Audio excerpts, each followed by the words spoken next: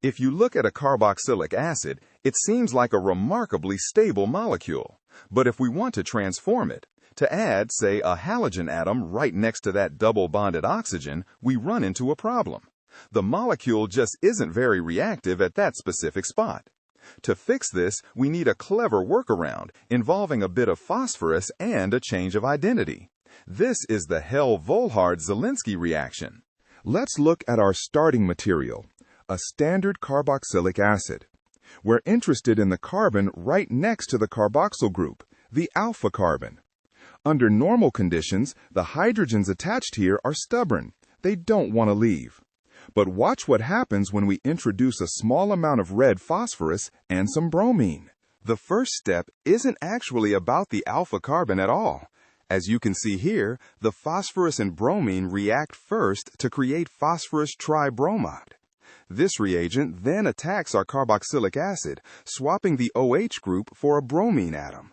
We've turned our acid into an acid bromide. Now, why would we do that? Here is the key insight. Acid bromides are much better at something called keto-enol tautomerism. Notice how the oxygen can grab a nearby proton, causing the double bond to shift over. This creates an enol form.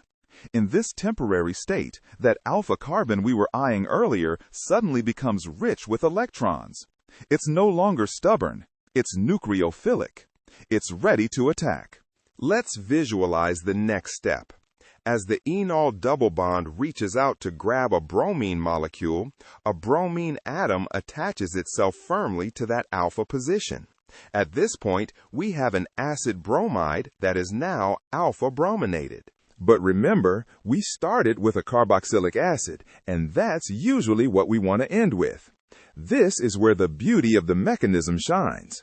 When another molecule of our original carboxylic acid enters the mix, it swaps places with the bromine on the carbonyl.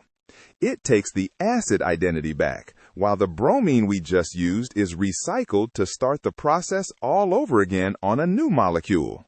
So, what have we actually achieved?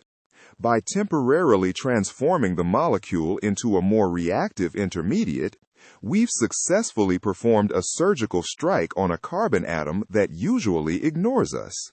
Looking at the final structure, notice the utility of what we've built. By placing a halogen at that alpha position, we've created a chemical handle.